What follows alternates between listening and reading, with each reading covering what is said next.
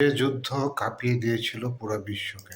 এক দশকের মধ্যে একটি মানুষ সমগ্র ইউরোপকে আগুনে পুড়িয়ে দেয়। 6 বছরে 70 থেকে 85 মিলিয়ন মানুষ মৃত্যুবরণ করে এবং মাত্র একটি বোমা মানব ইতিহাসকে চিরতরে দুভাগ করে দেয়। এটি দ্বিতীয় বিশ্বযুদ্ধের গল্প, কারণ থেকে পরিণতি পর্যন্ত সম্পূর্ণ অবিকৃত, মহাকাব্যিক। কিন্তু এই ভিডিওটি দেখার আগে যদি আপনি ইতিহাসের এই ধরনের গভীর বিশ্লেষণ পছন্দ করেন, তাহলে এখনই চ্যানেলটি সাবস্ক্রাইব করুন এবং বেলটি অন করুন, কারণ এই যাত্রা শুধু শুরু হচ্ছে। যুদ্ধ যখন শেষ হয়, পরের যুদ্ধের বীজ কি তখনই বপন হয়ে যায়? 1918 সাল, প্রথম বিশ্বযুদ্ধ শেষ হয়েছে, কিন্তু শান্তি আসেনি, এসেছে অপমান। 28 জুন 1919 সালে ভার্সাই চুক্তিতে জার্মানিকে যুদ্ধের সম্পূর্ণ দায়ভার নিতে বাধ্য করা হয়। ওয়ার গিল্ট ক্লজ বা আর্টিকেল 231, এই একটি ধারা জার্মানির জাতীয় আত্মসম্মানকে মাটিতে মিশিয়ে দেয়। বাধ্যতামূলক যুদ্ধ ক্ষতিপূরণের পরিমাণ ধার্য হয় 132 বিলিয়ন গোল্ড মার্ক, যা আজকের হিসাবে প্রায় 550 বিলিয়ন মার্কিন ডলারের সমতুল্য। জার্মান অর্থনীতি ভেঙে পড়ে, মুদ্রাস্ফীতি এত তীব্র হয় যে মানুষ একটি রুটি কিনতে হাতের গাড়ি ভর্তি টাকা নিয়ে যায়। একটি দেশ পরাজিত, ক্ষুধার্ত, অপমানিত, একজন মুক্তিদাতার অপেক্ষায়। 1889 সালের 20 এপ্রিল অস্ট্রিয়ার ব্রাউনাউ আম ইনে জন্ম নেওয়া অ্যাডলফ হিটলার, একজন ব্যর্থ শিল্পী, প্রথম বিশ্বযুদ্ধে একজন সাধারণ কর্পোরাল, কিন্তু এই মানুষটির গলায় ছিল আগুন। 1921 সালে তিনি national socialist German workers party বা NSDAP এর নেতৃত্ব নেন।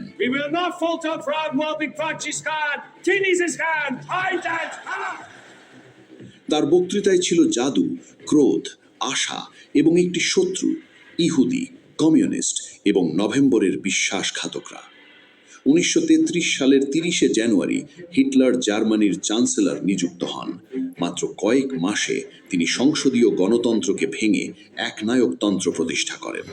1934 সালে প্রেসিডেন্ট হিন্ডেনবার্গের মৃত্যুর পর তিনি রাষ্ট্রপতি ও চ্যান্সেলরের ক্ষমতা একীভূত করে ফিউরার হন। Citizens, the hour of our destiny has arrived. Stand united and resolute. ইতালিতে বেনিটো মুসোলিনি 1922 সালের রোম অভিযানের মাধ্যমে ক্ষমতা দখল করেন। তিনি ছিলেন ফ্যাসিবাদের জনক, এক উগ্র জাতীয়তাবাদ যা রাষ্ট্রকে সর্বোচ্চ ক্ষমতা দেয় এবং ব্যক্তি স্বাধীনতাকে পদদলিত করে। 1936 সালে হিটলার মুসোলিনি রোম বার্লিন অক্ষশক্তি গঠন করেন। পরে জাপান যোগ দিলে গঠিত হয় ট্রাইপার্টাইট প্যাক্ট, অক্ষশক্তি। প্রশান্ত মহাসাগরের অপর প্রান্তে জাপানি সাম্রাজ্য এশীয়দের জন্য স্লোগান তুলে চীনে ভয়াবহ আক্রমণ চালায়। 1937 সালের নানকিং গণহত্যায় কমপক্ষে 2 লক্ষ মানুষ নিহত হয়। বিশ্বের 3 প্রান্তে 3টি শিখা জ্বলছিল এবং কেউ সেগুলো নেভাতে পারেনি। হিটলার কি সত্যিই যুদ্ধ চেয়েছিলেন, নাকি ব্রিটেন ও ফ্রান্স তাকে থামাতে ব্যর্থ হয়েছিল? 1938 সাল, হিটলার একের পর এক সাহস দেখাচ্ছেন।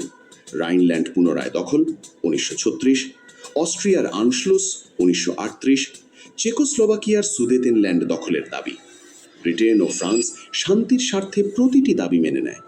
এই নীতিকে বলা হয় অ্যাপিজমেন্ট। কিন্তু এই দুর্বলতা হিটলারকে আরও সাহসী করে তোলে।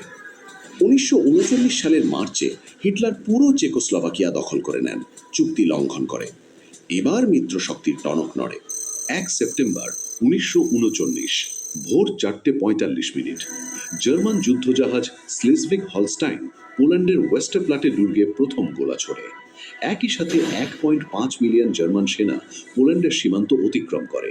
এটি ছিল ব্লিটজক্রিগ, বজ্রযুদ্ধ।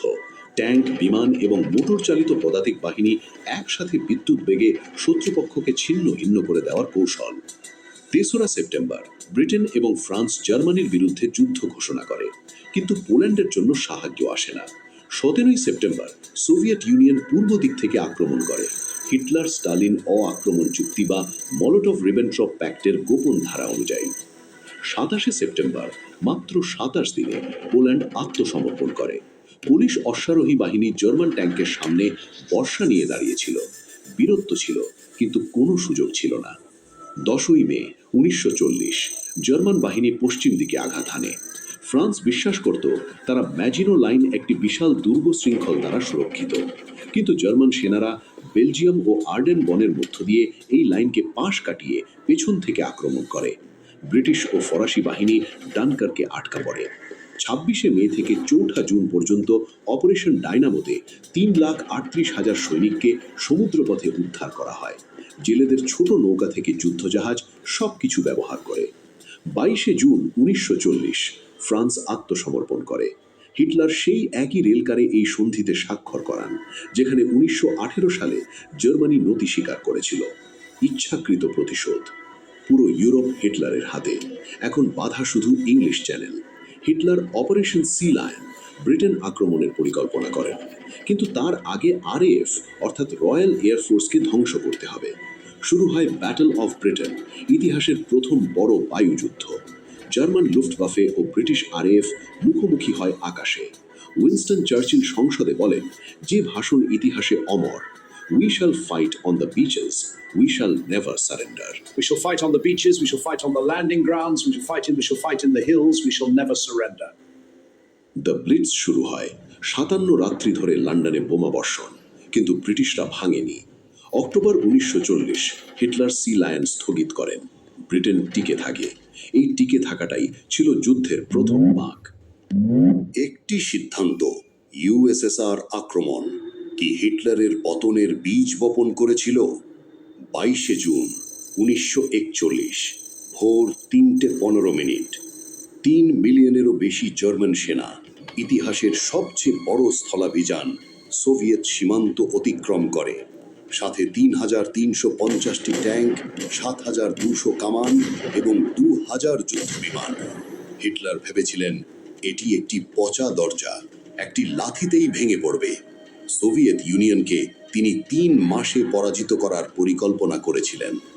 প্রথম দিকে জার্মান অগ্রগতি ছিল অবিশ্বাস্য। প্রথম সপ্তাহে সোভিয়েতরা 2,000টিরও বেশি বিমান হারায়, অধিকাংশ মাটিতেই ধ্বংস হয়। লক্ষ লক্ষ সোভিয়েত সৈনিক বন্দী হয়। কিন্তু রাশিয়ার মাটি ছিল বিশাল এবং সোভিয়েত জনগণ লড়াই বন্ধ করেনি। শীত এলো।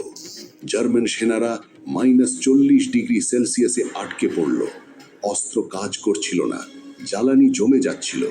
মস্কোর কাছ থেকে মাত্র 15 কিলোমিটার দূরে থেমে যেতে হলো।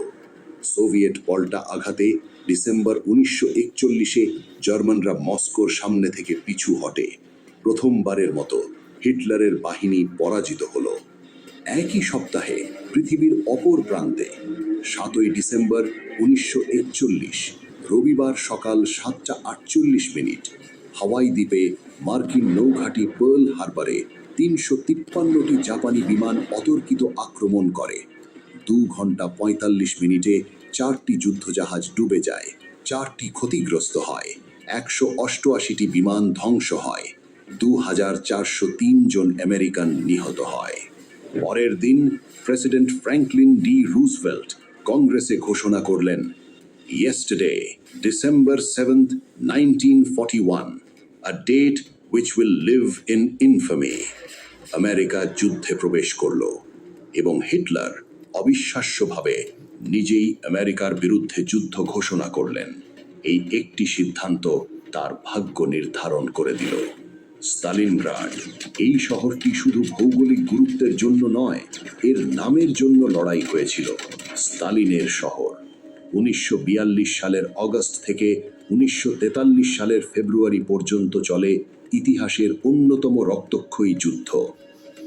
দুই পক্ষ মিলে প্রায় 20 লক্ষ সৈনিক ও বেসামরিক মানুষ হতাহত হন।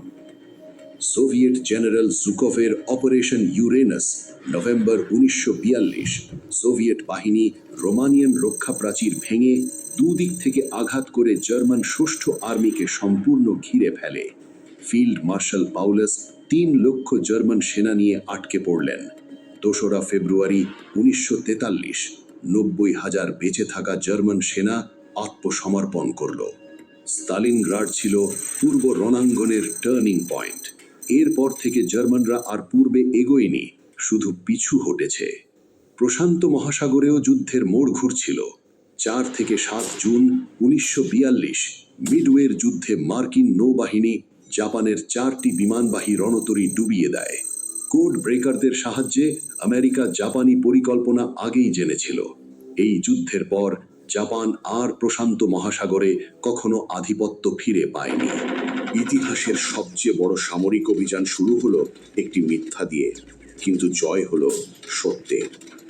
6 জুন 1944 অপারেশন ওভারলর্ড, ইতিহাসের সবচেয়ে বড় সামুদ্রিক অভিযান। 5,000-এরও বেশি জাহাজ, 13,000 বিমান এবং 1,56,000 সৈনিক একদিনে ফ্রান্সের নরম্যান্ডি সৈকতে অবতরণ করে। Utah, Omaha, Gold, Juno, Sword. Omaha বিচে প্রথম ঘন্টায় আমেরিকান বাহিনী ভয়ঙ্কর ক্ষতির মুখে পড়ে। জার্মান মেশিনগানের সামনে সৈনিকরা পানিতেই মারা যাচ্ছিলেন, কিন্তু তারা থামেনি। এই অভিযানের সাফল্যের পেছনে ছিল সবচেয়ে বড় সামরিক প্রতারণা, অপারেশন ফর্টিটিউড। মিত্রশক্তি হিটলারকে বিশ্বাস করিয়েছিল যে আক্রমণ হবে পাস দে কালাইতে, নরম্যান্ডিতে নয়। কাল্পনিক সেনা, ভুয়া রেডিও বার্তা এবং জেনারেল প্যাটেনকে ব্যবহার করে এই ভ্রম তৈরি করা হয়। 25 আগস্ট প্যারিস মুক্ত হয়, ইউরোপের মুক্তি শুরু হয়। ডিসেম্বর 1944 হিটলার তার শেষ বড় আক্রমণ চালান আর্ডেনে। প্রথমে মিত্রশক্তি পিছু হটে, কিন্তু বাস্টন শহরে আমেরিকান 101তম এয়ারবর্ন ডিভিশন ঘেরাও হওয়ার পরও আত্মসমর্পণ করেনি। জার্মান কমান্ডারের আত্মসমর্পণের প্রস্তাবের জবাবে জেনারেল ম্যাকলিফ লিখলেন মাত্র একটি শব্দ, নাটস। জানুয়ারি 1945 জার্মান আক্রমণ ব্যর্থ হয়। জার্মানির এখন আর পাল্টা দেওয়ার শক্তি নেই। পূর্বে সোভিয়েত বাহিনী, পশ্চিমে মিত্রশক্তি, জার্মানি দুদিক থেকে চাপে পড়ল। 16 এপ্রিল 1945 সোভিয়েত মার্শাল জুকভ ও কোনেভ বার্লিনে চূড়ান্ত আক্রমণ শুরু করেন। 2.5 মিলিয়ন সোভিয়েত সৈনিক শহরে ঢোকে। হিটলার তার বাংকারে আটকে পড়েন। বাইরে শহর জ্বলছে, তিনি শেষ পর্যন্ত রাস্তার বালক এবং বৃদ্ধদের পাঠাচ্ছেন লড়াই করতে। 29 এপ্রিল হিটলার ইভা ব্রনকে বিয়ে করেন। 30 এপ্রিল 1945 বিকেল 3:30 অ্যাডলফ হিটলার 56 বছর বয়সে বার্লিনের ফিউরার বুঙ্কারে নিজের মাথায় গুলি করেন। ইভা ব্রন 20 খান। দুজনের মৃতদেহ বাংকারের বাগানে পেট্রোল ঢেলে পোড়ানো হয়, হিটলারের নিজের নির্দেশ অনুযায়ী। যে মানুষটি ইতিহাস পরিবর্তন করার স্বপ্ন দেখেছিলেন, তার কোনো সমাধি নেই, কোনো স্মারক নেই। 8 মে 1945 জার্মানি নিঃশর্ত আত্মসমর্পণ করে। ইউরোপে VE day, victory in Europe day. এরপরেই এলো চূড়ান্ত আঘাত, যা বদলে দিয়েছে গোটা বিশ্বকে। একটি অস্ত্র, মাত্র একটি, যা পুরো শহর মুছে দিল। মানবতা কি এই সীমা অতিক্রম করতে পারে? প্রশান্ত মহাসাগরে জাপান এখনো লড়াই করছিল, মরণপণ। দ্বীপে দ্বীপে মার্কিন বাহিনী এগিয়ে যাচ্ছিল, কিন্তু জাপানিরা আত্মসমর্পণ করছিল না। কামিকাজে বিমান হামলাকারীরা নিজেদের বিমান সহ যুদ্ধ জাহাজে বিধ্বস্ত করছিল। পরিকল্পিত জাপান মূল ভূখণ্ডে আক্রমণে আনুমানিক 5 লক্ষ থেকে 10 লক্ষ মিত্র সৈনিক এবং লক্ষ লক্ষ জাপানি বেসামরিক প্রাণ হারাতে পারেন। এই আশঙ্কায় আমেরিকা ভিন্ন পথ বেছে নেয়। গোপন ম্যানহাটন প্রজেক্ট, 3 বছরের গবেষণা, $2 বিলিয়ন এবং বিশ্বের সেরা বিজ্ঞানীদের মেধা একটি অভূতপূর্ব অস্ত্র তৈরি করেছিল। 6 আগস্ট 1945 সকাল 8:15 B-29 বিমান এনোলা গে হিরোশিমার উপর লিটল বয় একটি ইউরেনিয়াম বোমা ফেলে। বিস্ফোরণের উত্তাপ সূর্যের পৃষ্ঠতলের চেয়েও বেশি। বিস্ফোরণের কেন্দ্রবিন্দু থেকে 1.6 কিলোমিটারের মধ্যে সবকিছু তাৎক্ষণিক ধ্বংস হয়। 80,000 থেকে 1,40,000 মানুষ প্রথম দিনেই মারা যান। পরের মাসগুলোতে বিকিরণজনিত কারণে আরও হাজার হাজার। একটি বোমা, একটি শহর অনুমানের বাইরে ধ্বংস। 9 আগস্ট ফ্যাট ম্যান একটি প্লুটোনিয়াম বোমা নাগাসাকিতে ফেলা হয়। 40,000 থেকে 80,000 মানুষ নিহত হন। একই দিনে সোভিয়েত ইউনিয়ন জাপানের বিরুদ্ধে যুদ্ধ ঘোষণা করে। জাপান সম্রাট হিরোহিতো বুঝলেন প্রতিরোধের আর পথ নেই। 15ই অগস্ট 1945 রেডিওতে সম্রাট হিরোহিতোর কণ্ঠ। জাপানি জনগণ প্রথমবারের মতো তার কণ্ঠ শুনল। আত্মসমর্পণের ঘোষণা। 2রা সেপ্টেম্বর 1945 টোকিও বেতে ইউএসএস মিজোরিতে আনুষ্ঠানিক আত্মসমর্পণ দলিলে স্বাক্ষর। দ্বিতীয় বিশ্বযুদ্ধ 6 বছর 1 মাস ও 1 দিন পর আনুষ্ঠানিকভাবে শেষ হলো। যুদ্ধ শেষ হয়েছিল, কিন্তু এর ছায়া কি কখনো শেষ হয়েছে? দ্বিতীয় বিশ্বযুদ্ধে মোট 70 থেকে 85 মিলিয়ন মানুষ মারা গেছেন, যা তৎকালীন বিশ্ব জনসংখ্যার প্রায় 3%। 6 মিলিয়ন ইহুদি হলোকস্টে নিহত। এটি ইতিহাসের সবচেয়ে গণহত্যা। 1945 সালের নুরেমবার্গ বিচারে নাৎসি যুদ্ধ অপরাধীদের বিচার হলো। প্রথমবারের মতো আন্তর্জাতিক আইনে মানবতার বিরুদ্ধে অপরাধ সংজ্ঞায়িত হলো। 24শে অক্টোবর 1945 জাতিসংঘ প্রতিষ্ঠিত হলো।